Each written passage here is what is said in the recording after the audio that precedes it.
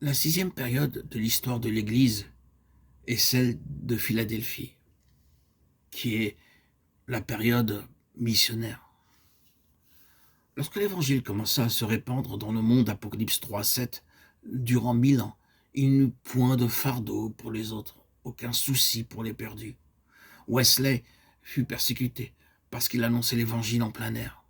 Ici, le Seigneur se présente comme celui qui ferme et aucun homme n'ouvrira. Ce qu'il ouvre, aucun homme n'a le pouvoir de le fermer. Une jeune gitane se trouva une fois dans l'atelier d'un artiste. Il y avait là un tableau de la crucifixion. La pauvre fille n'avait jamais vu une telle peinture. Elle demanda à l'artiste la signification de cela. Alors qu'elle entendait l'histoire de l'amour de Christ et de son sacrifice, elle accepta le salut et ainsi naquit de nouveau. Au moment de sa mort, elle envoya chercher l'artiste pour le remercier de lui avoir parlé de la mort de Christ, pour la joie et la paix que cela lui avait apporté.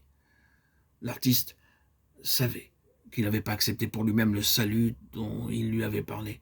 Pendant des jours, cette pensée fut en lui, jusqu'à ce qu'à la fin, il se tourna aussi vers Christ et accepta son salut. Il peignit alors un autre tableau de la crucifixion et écrivit ces mots en dessous. « J'ai fait tout cela pour toi. Et toi, qu'as-tu fait pour moi ?» Quelques années plus tard, un jeune comte débauché visita la galerie où le tableau était exposé. Il se tint des heures durant devant ce tableau à observer l'agonie sur le visage du Sauveur et à lire ses paroles. Il sortit transformé, déposa toutes ses richesses aux pieds de Christ et fonda la mission morave pour annoncer la bonne nouvelle de ce salut aux autres. Et cette mission existe encore de nos jours. Apocalypse 3:7 nous raconte comment l'évangile fut apporté aux autres pays par un courageux témoignage. Alors que nous prêchons avec autorité, une porte ouverte se trouve devant nous, qu'aucun homme ne peut fermer. Mais pour trouver cette porte ouverte, nous avons besoin de trouver la volonté de Dieu. Lorsque je commençais à travailler pour le Seigneur, je distribuais des traités partout, mais rien ne se produisit. Puis j'ai appris à trouver la volonté de Dieu. N'essayez pas d'ouvrir les portes là où elles sont fermées. Trouvez d'abord où Dieu veut que vous alliez.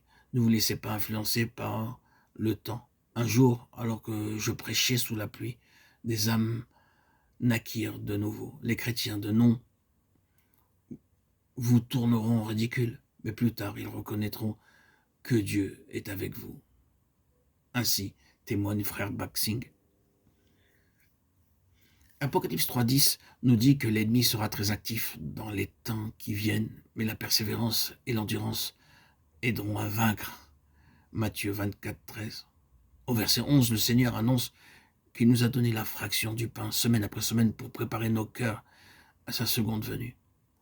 Nous voyons dans 1 Corinthiens 11:26 que la table n'est pas une cérémonie ou une coutume. Elle nous aide à veiller et prier jusqu'à ce qu'il vienne. La promesse accordée au vainqueur dans le verset 12 a 4 aspects. Le vainqueur sera une colonne dans le temple de mon Dieu, une source de force pour les autres croyants. Il portera le nom de la ville de mon Dieu et mon nom nouveau. Et par-dessus tout cela, le nom de mon Dieu. Un nouveau nom signifie que nous avons gagné l'approbation de Dieu. Le nom d'Abraham fut changé au bout de 25 ans. Saül fut appelé Paul, Acte 13:2, Acte 13:9. Cela signifie que l'on peut se fier à nous, que nous sommes approuvés de Dieu. Et dans une entière soumission, pleinement éprouvée, testée, mis à part dans la relation la plus intime. Le nom de la Nouvelle Jérusalem nous est donné parce que lorsque nous vainquons, nous comprenons notre part dans la Nouvelle Jérusalem et pouvons comprendre les mystères cachés. Des choses secrètes nous sont révélées ainsi que ce qui arrivera dans le futur. Genèse 18:19, Deutéronome 29:29.